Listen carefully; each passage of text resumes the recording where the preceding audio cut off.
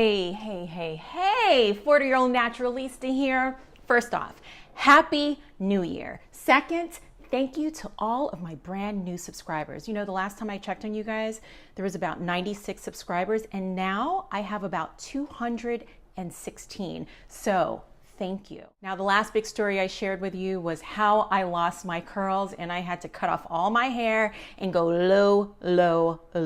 I wanted my 4C curls to be a little bit looser. So I threw a texturizer in it and it was an epic fail. After about 1 month of new growth, I said, all right, time to take it low. I went to my barber and I said, hey, Papi, please just cut it all off. And this is what he gave me. Right here. Well, one of my new subscribers asked, hey, what happened to your curls? Did they ever grow back? And she wanted an update. So here's my update. Did my curls grow back? Let's see what y'all think about that. Yes, they sure have. But you know what? My curls, it's not the only thing that has grown. My life has grown tremendously. You see, I temporarily moved from the New York City metropolitan area down to Southwest Florida to continue my career in journalism. Don't worry, my family's still intact. You see, I needed to step outside of my comfort zone in order to follow my passion. Because life begins at the end of your comfort zone. This was a gift. Thanks, Anna.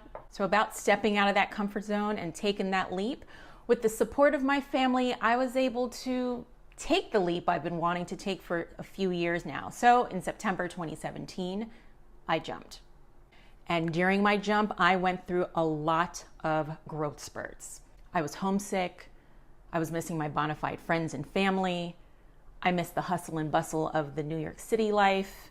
But for the most part, taking that leap allowed me to grow in my career and my life.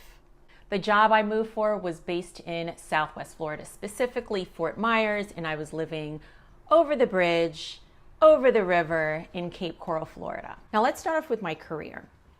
Now the job that I moved to Southwest Florida for, I loved it because I was doing exactly what I envisioned in order to get me to where I aspire to be. I learned to become a strong leader and a mentor in the newsroom. I also learned how to use a DSLR camera the right way and how to light up a dim room. I also learned how to edit on Adobe Premiere, and that was a boiling hot mess. And by the time I mastered that, my team decided, hey, let's go to Final Cut Pro, which is actually my first love. So I was excited to learn Final Cut 10 all over again. Meanwhile, being frustrated because I was like, I just spent all this time learning Adobe Premiere. But it's all right. I know how to do both now and a whole lot more. Now let's talk about life. Honey, let me tell you, I have grown. One of the major growth spurts in my life is trusting my gut. I had to learn, really learn how to trust my gut. And this opportunity, moving here on my own, by myself, no friends, no family, my gut instincts were kicking in all the time. And it was like, I ignored them. And then when reality struck and it was like, damn, I wish I would have listened to my gut from beforehand. So if you're ever in a situation and you're like, something doesn't feel right, or if you meet a person and the vibe doesn't feel right, just take a step back, trust your gut. It's okay to walk away. You don't have to do every single solitary thing that others thinks that you should do. You don't have to be friends with every single solitary person that people think that you should be friends with. Trust your gut, because at the end of the day, you're the one that has to deal with all the drama and the bullshit. And with that said, I learned not to take myself so damn seriously. I loosened up. I was like, all right, you work hard and you also play. You work hard and you also play. Because you see, in the job that I'm in, or the career that I'm in, it could be very competitive depending on what newsroom you're in. You can get burnt out depending, again, what your workflow is like. And I was so grateful that I had an opportunity to work with a group of people where we didn't take ourselves so seriously and we had fun in the newsroom at work.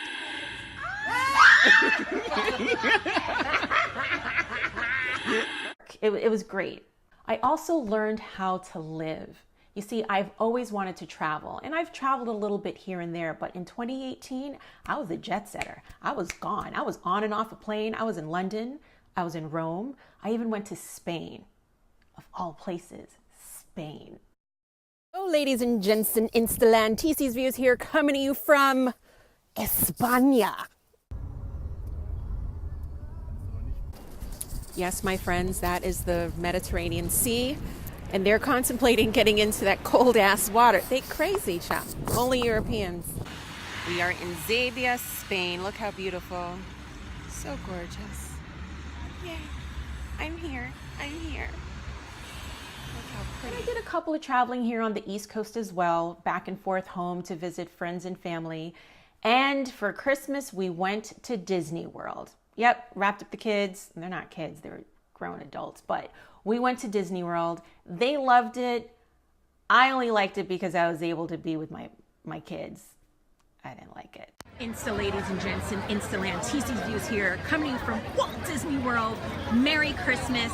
We are on the hunt for turkey legs and we just can't find it. I have to be honest, this place is like overwhelming. There is just so many people, so many strollers, so many children.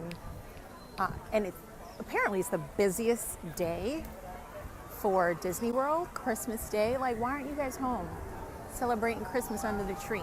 I don't understand. But you know what? We the Codys, right? We gonna keep walking through this park with its turkey leg, and we gonna dodge through the strollers, and we gonna do this. All right, let's do it. I also learned how to handle stress a whole lot easier. Remember when I told you that I picked up and moved to Southwest Florida for my journalism career? Well, right before the winter holiday, I was laid off. But it wasn't just me, it was the entire team that was affected.